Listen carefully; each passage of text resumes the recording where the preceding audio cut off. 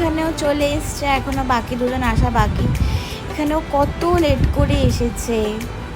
যাই হোক, আমার আর একটা বন্ধু চলে এসেছে। তুই এত সেজেছিস কেন? দূরে যাও বাবা। কখন আসার কথা রে তোর? বেলা 12টা, এখন বেলা 2টো বাজে। কোনো টাইমের জ্ঞান নেই তোমার।